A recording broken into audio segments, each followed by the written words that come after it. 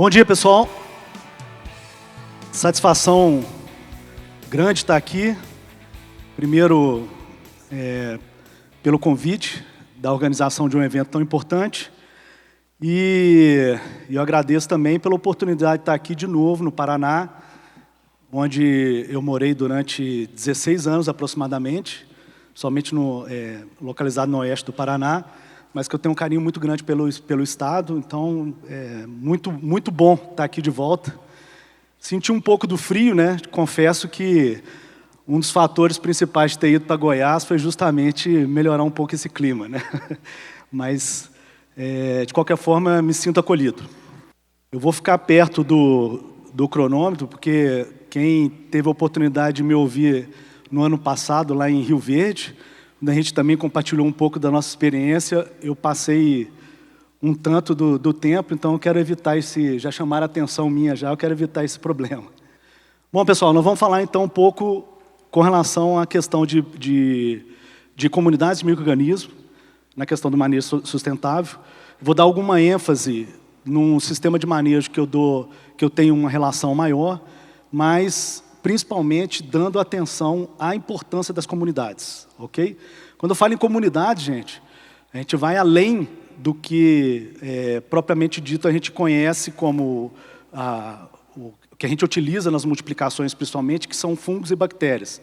A gente pensa no sistema sustentável ou no sistema de manejo agrícola também em outros organismos presentes dentro desse processo.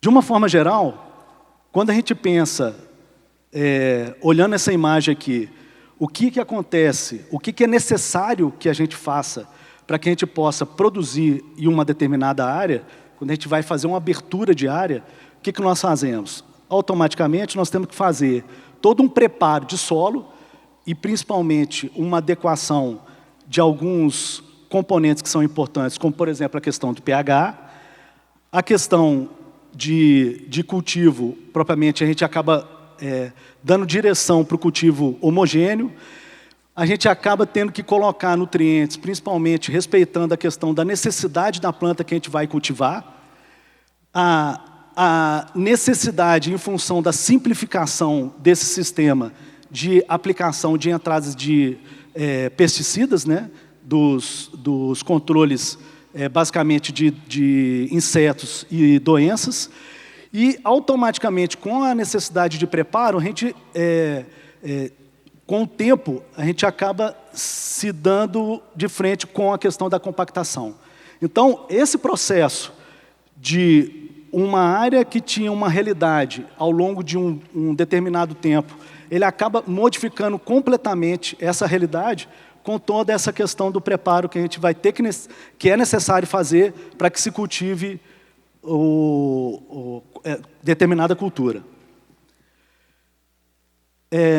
Um ponto importante que eu vejo, e tem uma relação direta com relação à recuperação dos maiores impactos que causam quando a gente faz essa alteração toda, que é justamente a vida do solo.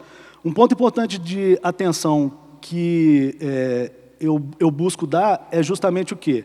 A gente entender o que a natureza vem fazendo ao longo do tempo, o que ela mostra da permanência ou da sustentabilidade de uma área que não é cultivada, como por exemplo essa da esquerda aqui, ela ao longo do tempo ela se mantém. Então a gente vai buscar justamente na natureza quais são as lições que elas nos passam e a gente tenta mimetizar ou replicar essas lições nas nossas práticas do dia a dia de produção.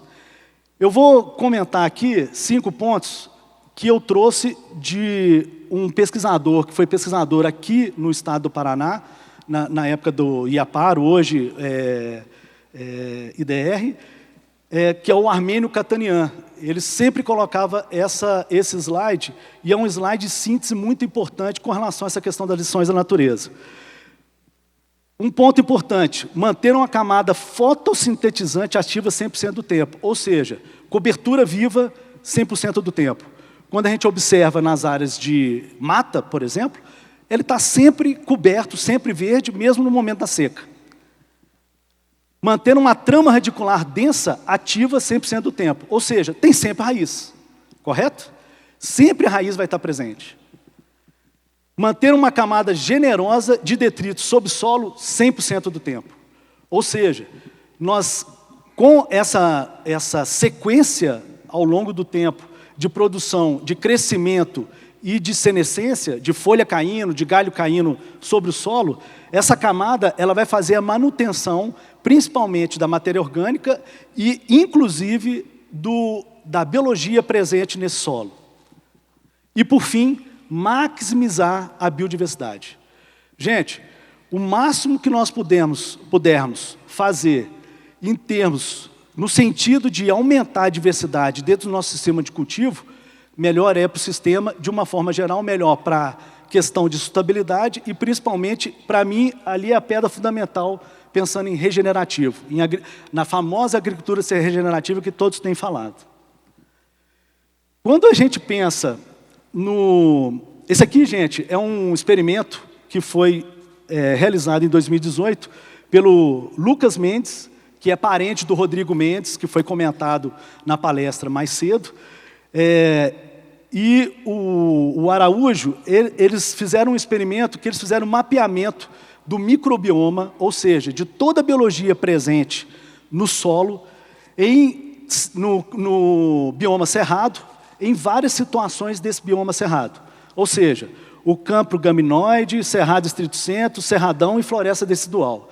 Então, todas essas situações, essas características a gente encontra no cerrado. São variações.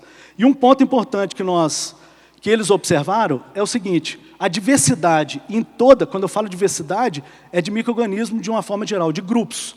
A diversidade em todas as situações, ela manteve a mesma. Ou seja, se não alterou aqui o que nós estamos observando aqui, a letrinha, se não alterou a letrinha, quer dizer que a realidade é a mesma ou é bem próxima uma da outra. Agora, quando a gente pensa em riqueza, e aí a riqueza é o seguinte: dentro dos grupos, de cada grupo, nós temos uma variação enorme. Entendeu? Essa sim, ela alterou em função do aumento da diversidade em cima do solo. Então, o quanto mais espécies, ou quanto mais plantas existiam em cima desse solo, maior era a diversidade de micro-organismo dentro dos grupos. Entenderam? E aí, o que eles fizeram? Eles foram além e mostraram e identificaram o que eles chamam de network. A gente faz network, que é o quê? Nada mais é do que a gente se conhecer, né? Conhecer mais gente, aumentar a nossa rede de conhecimento, de troca, de compartilhamento. Na biologia também existe muito isso. E assim, é muito engraçado e muito importante que a gente pense de uma forma de network, porque tem muito micro-organismo que ele só, isso a ciência está mostrando hoje, que ele só manifesta aquela característica dele se ele estiver junto com o outro. Olha que interessante isso. E quando a gente pensa em diversidade, essa interação e esse processo de network, ele acontece de forma muito expressiva. Então, o que a gente pode observar é que cada um dos componentes do cerrado que a gente colocou aqui, eles têm processos de network mais acelerados ou maiores, então as interações são maiores à medida com que a diversidade, principalmente de espécies, vai aumentando sobre o solo também. Entenderam? Então, isso é uma das lições da natureza que ela nos ensina muito e que a ciência hoje, com a facilidade de fazer a análise do metagenômica, vem mostrando para a gente. E aí eu vou mostrar para vocês na sequência aqui que isso existe sim nas nossas áreas de produção. E aí, gente, aproveitando essa questão das lições da natureza, essa imagem foi tirada em um dos cooperados, um dos associados do GAS, da região de Rio Verde. Eu estou situado em Rio Verde, sudoeste de Goiás, que é o Sandro Henks. Infelizmente, ele não conseguiu estar entre nós, mas é um ativista dentro do manejo sustentável, regenerativo. E aqui é uma forma da gente mimetizar ou buscar essa diversidade máxima. Então, é um mix de planta que foi plantado num talhão em que ele tem a preocupação de fazer rotação dentro dos talhões, incluindo a diversidade de planta nesse processo de rotação, nesse planejamento de rotação. Tá ok? Aqui nós temos 5 plantas ao todo presentes e eu coloquei um destaque importante, que é o quê? Justamente o enraizamento. E o enraizamento, se vocês observarem, só de olhar a gente vê que tem um processo de estruturação de solo, um solo mais grumoso, mais solto, que é extremamente importante, principalmente para as nossas plantas comerciais, e encontrarem um ambiente o mais satisfatório possível para eles desenvolverem. Bom, alguns vão falar, tá, mas peraí, então quer dizer que eu vou deixar de plantar meu milho? Naquela região nós temos lá a rotação soja-milho, de uma forma geral, que é tradicional também em boa parte das regiões aqui do Paraná, mas a gente também tem buscado alternativas, inclusive estimulado por um pesquisador que também saiu aqui do Paraná, que tem ainda colaboração direta com o IDR, que é o Dr. Ademir Calegari. Essa aqui é uma propriedade também em Rio Verde, inclusive uma das representantes da família, do grupo, está presente aqui. Essa é uma imagem em que a gente associou um mix de planta com milho. É lógico, gente, tem uma série de desafios e uma série de questões aqui que a gente precisa contornar. Mas nós precisamos buscar alternativas para estimular a biodiversidade. Ok? Então, esse aqui é um fator que a gente tem buscado e que tem mostrado um bom resultado, um bom comportamento nas nossas áreas de produção.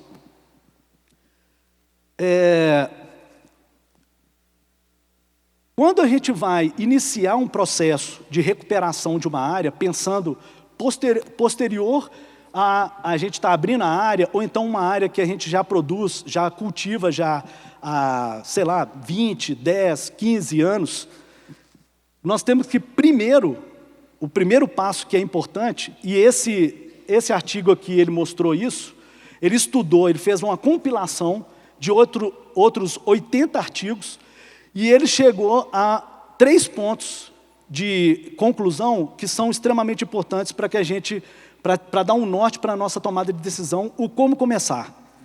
Eu sei que tem várias pessoas aqui que estão vindo pela primeira vez, e a primeira pergunta é, tá, e daí? Qual que é o primeiro passo? Eu acho que o primeiro passo, eu vejo como sendo importante, justamente o quê? A gente identificar o que está acontecendo. E aí nós temos algumas alternativas. Uma delas, além da análise de solo tradicional, também nós fazemos uma análise, como eu mostrei naquele slide anterior lá, que identifica o que tem presente em termos de patógeno, em termos de biologia benéfica e como que eles estão arranjados, e em termos de diversidade principalmente. Eles chamam de metagenômica essa análise, ou análise de DNA, ou análise de microbioma do solo. Hoje, antigamente, ela era proibitiva. Por quê? Geralmente, a gente só tinha que mandar essa análise para fora do país, ou então, quando ela começou a ser feita no país, o preço era muito caro.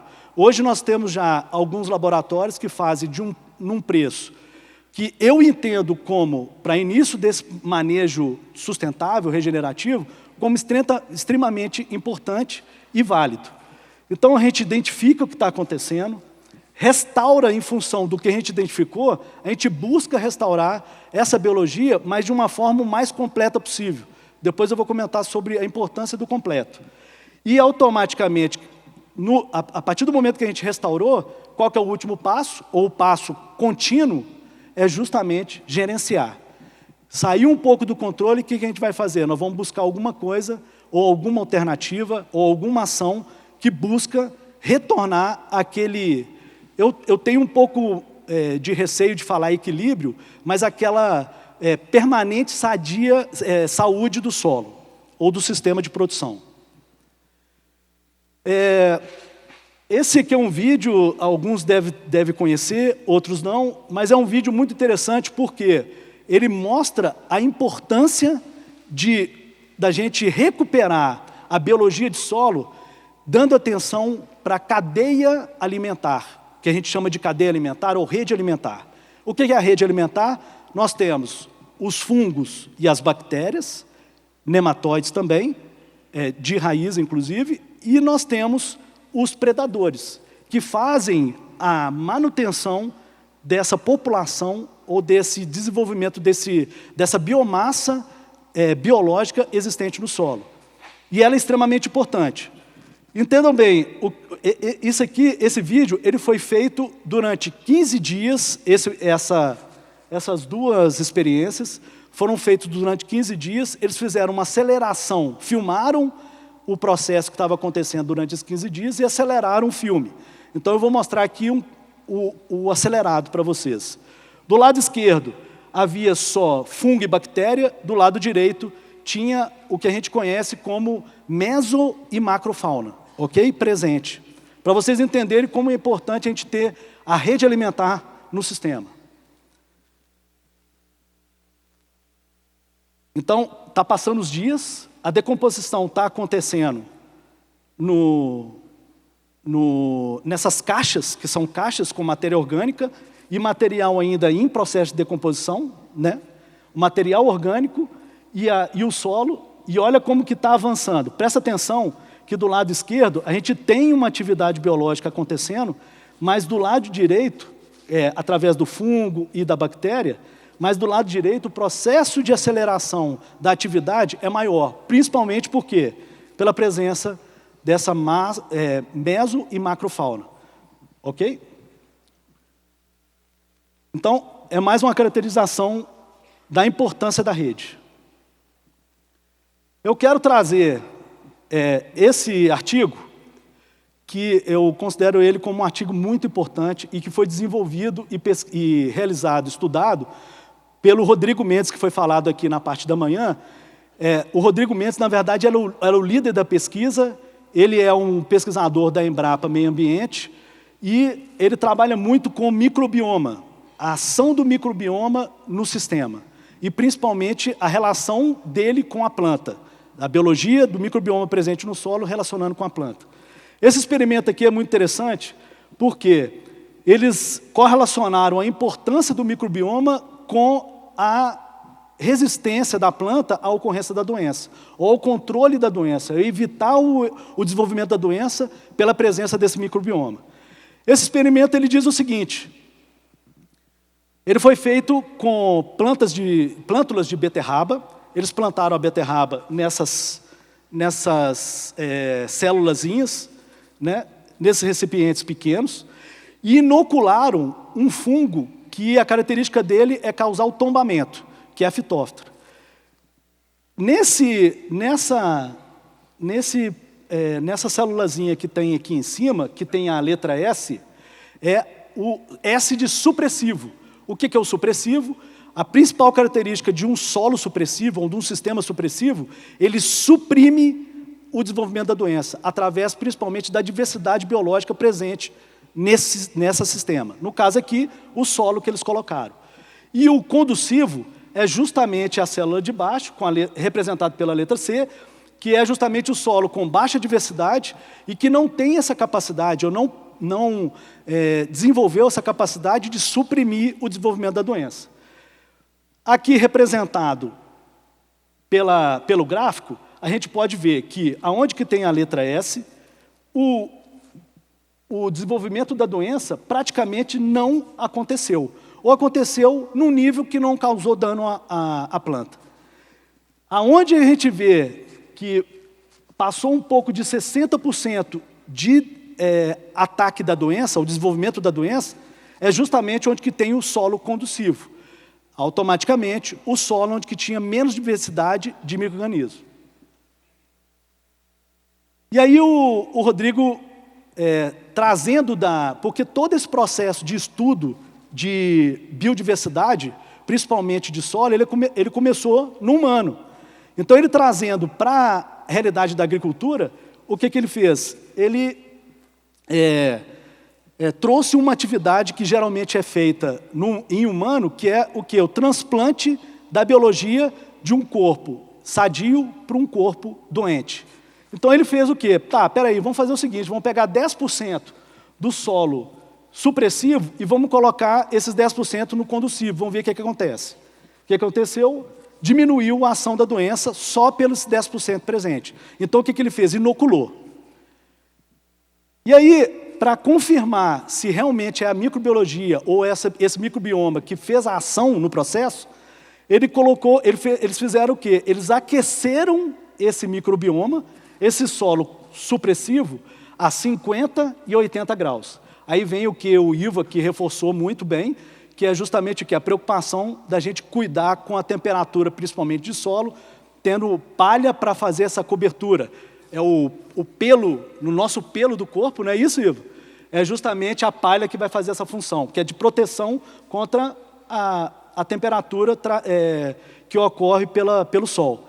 Então, automaticamente, com aquecimento de 50 graus, o que era um solo conducível, que praticamente não manifestou a doença, chegou a quase 40%, 20%, 30%, e quando aqueceu 80 graus, ela quase dizimou todas as plântulas. E dando atenção para a questão da inoculação. Ela é extremamente importante, principalmente pensando naqueles sistemas que a gente quer recuperar. Vou fazer uma propaganda aqui, vou falar um pouquinho, mas logo depois do almoço a gente vai ter uma palestra dele, do Fábio Padovani, ele está sentado aqui na frente. O Fábio é proprietário da Biocanto Agropecuária, ele vai falar um pouquinho mais sobre isso, mas eu quero dar um destaque para um ponto muito importante, gente, que nós tivemos uma oportunidade de fazer um trabalho com o Fábio pontual, lá na propriedade dele, e levando uma metodologia que nós trabalhamos, que a gente vai comentar na sequência aqui. A primeira coisa que eu falei com vocês, que é justamente o que? A gente investigar o que está acontecendo, nós tivemos a oportunidade de fazer essa análise do microbioma, né, no solo, em 2 talhões, com realidades, com históricos diferentes. É até legal o Fábio depois comentar sobre isso, na palestra. Esses 2 talhões, eles tinham históricos diferentes de manejo. O talhão da esquerda era um histórico diferente e que ele tinha menos tempo de manejo, vamos dizer, pensando no regenerativo. O da direita, ele tinha mais tempo. Presta atenção na questão dos coloridos, o que é importante. Isso aqui são a ocorrência de patógenos, aonde que era o talhão que ainda estava no processo de conversão, manifestou inclusive xantomonas, bactéria. E olha a série de coloridos que tem ali, cada um daqueles ali representa uma doença. Contra o talhão que já tinha aproximadamente 3 anos de manejo sem fungicidas químicos, só com manejo regenerativo, olha o tanto, o que aconteceu em termos de doença nesse talhão. Praticamente a doença não estava presente, ok? Fúngica e bacteriana. Agora, aí vem um fator que colabora, na prática, o que eu acabei de falar com vocês, da importância de biodiversidade. Isso aqui são análises, está dentro da análise do metagenômica, mostrando o quanto que tem a mais, esse aqui é o talhão supressivo, e o de lá, o conducivo. Aqui, onde que tem menos doença, e o de lá, o que tem mais doenças, no slide anterior. A importância da biodiversidade presente no sistema, reduzindo a ação da doença. Essas aqui são imagens que mostram que, a partir do trabalho, pensando principalmente em manejo de comunidades ou da rede alimentar do solo, são imagens que mostram a recuperação visual, além do que a gente leva para a microscopia, que foi feito, que esse solo está reagindo. Enraizamento muito bem feito, a presença de fungos, e principalmente de fungos micorrízicos, e a presença da macrofauna aí, representada pelo anelídeo, que é a minhoca. O sistema que a gente vem trabalhando, e que inclusive a gente também teve a oportunidade de trabalhar na propriedade do Fábio, em parceria, inclusive, na sequência, porque antes de eu chegar, o Celso Tomita, que vai fazer uma palestra para você, se não me engano, amanhã, também já desenvolvia um trabalho pensando em comunidades, eu levei a informação do sistema Soil Food Web para o sistema dele, para a propriedade dele. O sistema Soil Food Web nada mais é do que a gente estimular essa rede alimentar do solo a partir de composto. Então, o nosso meio de cultura de desenvolver a rede alimentar composta por fungos e bactérias e os predadores é através do composto. E a Elaine Ingham é a mentora, a quem estudou e quem começou a idealizar esse sistema há aproximadamente 40 anos atrás e que hoje a gente tem utilizado, inclusive aqui no Brasil e quase praticamente no mundo todo. Então, o que ela desenvolveu chama Soil Food Web, o nome americano, que é justamente a cadeia alimentar do solo. Ela basicamente, o raciocínio dela basicamente é justamente o quê? O sol fazendo fotossíntese, então ele chegando até a planta, essa fotossíntese vai produzir carbono através de açúcar simples e proteínas simples. Esses açúcares e proteínas são liberados na raiz através de exudatos, que é um nome pomposo para justamente esse açúcar e proteína. Ele alimenta essa rede trófica, a segunda rede trófica, que são fungos, bactérias e alguns nematóides de raiz, que quando em equilíbrio no sistema, eles são benéficos, sim. E, na sequência, nós temos aí, pensando em cadeia alimentar, a terceira rede trófica, que é justamente os microartrópodes, os nematóides comedores de fungo e de bactéria e os protozoários. E aí, gente, à medida que vai aumentando essa resiliência do sistema, da condição do sistema para os micro-organismos maiores, eles vão aumentando e vai fechando a cadeia. Aí, para finalizar, eu quero passar para vocês a experiência que nós tivemos aqui perto, aqui próximo, na propriedade, na agropecuária Home, em Castro, lá na Castrolanda, do agricultor João Cristiano Chiesa. Infelizmente, ele não conseguiu estar. Eu queria que ele estivesse justamente para compartilhar com vocês, da parte dele, a experiência, que foi muito interessante. Dos 400 hectares que ele tem lá dentro da cooperativa, lá dentro da área da Castrolanda, nós fizemos um trabalho em 89 hectares. Foi a primeira oportunidade que eu tive de produzir, junto com um agricultor, um composto em larga escala. Se vocês observarem um pouquinho aqui, esses brancos que estão nas pilhas de composto são cogumelos, então são fungos que estão produzindo estruturas de multiplicação. E cada uma dessas leiras aqui, gente, elas têm composições diferentes e, inclusive, uma das experiências que nós fizemos por motivação do Eduardo Martins foi justamente utilizar o pó de rocha, no caso, um pó de rocha que ele tem explorado lá na região, que é um rico em potássio, em determinadas leiras. Se vocês podem observar a atividade biológica visual que a gente vê, então um processo de estruturação muito bom. Aqui, mostrando de uma forma mais evidente o desenvolvimento do cogumelo e principalmente, gente, que é um fator extremamente importante, principalmente dentro dos nossos solos, nos nossos solos, que é o desenvolvimento micelial desse cogumelo.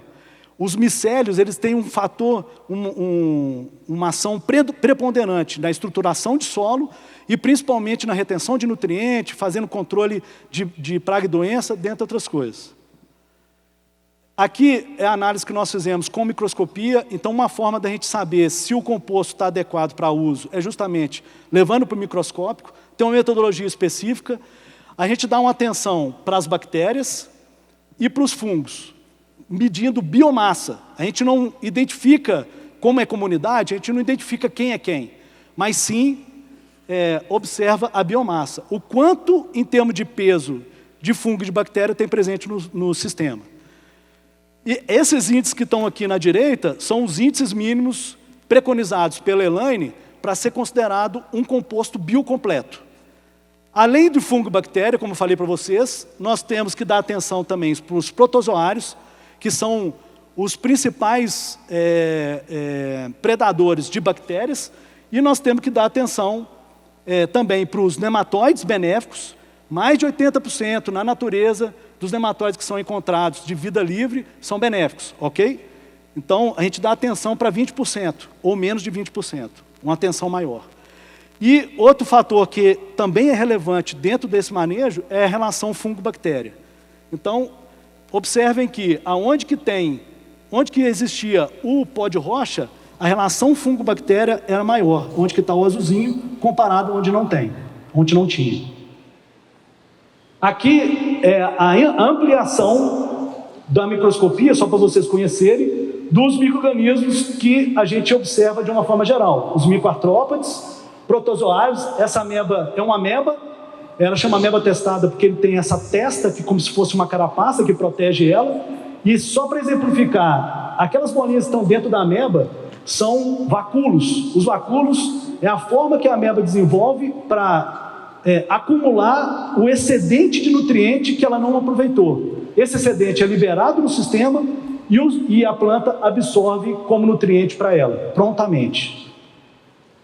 Um nematóide bacteriófago e hifas fúngicas, que são as hifas ampliadas daquilo que eu mostrei naquela imagem anterior do micélio. Aqui é justamente onde que nós distribuímos o composto sólido. Ali está o João Cristiano.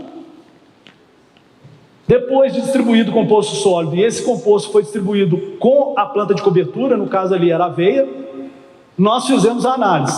E a gente observou que aonde que tinha o composto sólido, onde que foi aplicado o composto sólido e depois o líquido, que eu vou mostrar para vocês na sequência, foi justamente aonde que nós tivemos os melhores resultados em termos de recuperação da rede alimentar.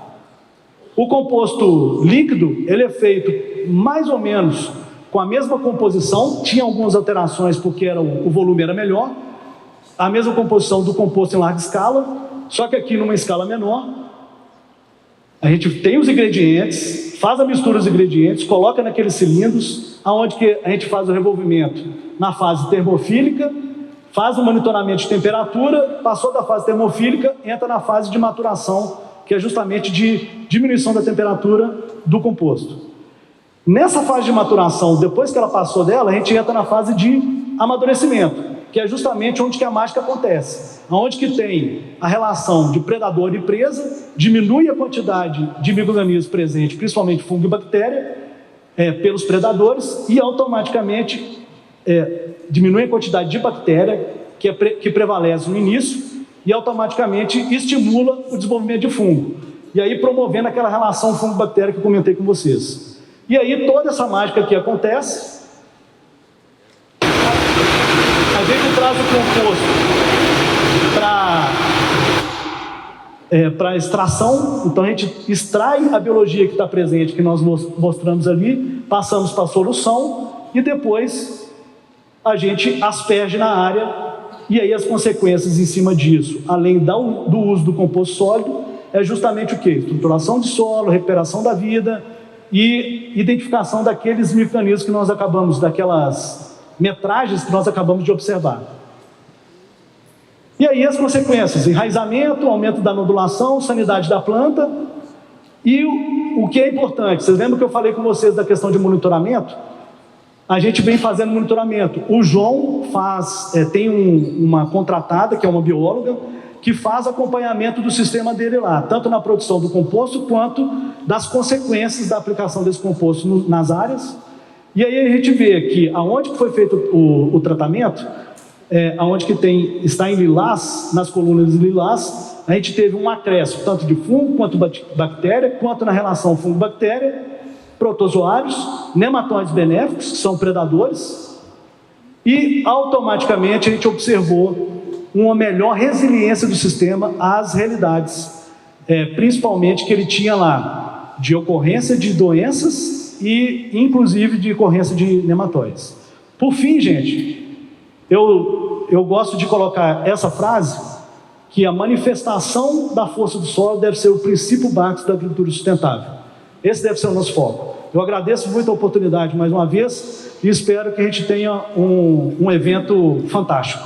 Obrigado.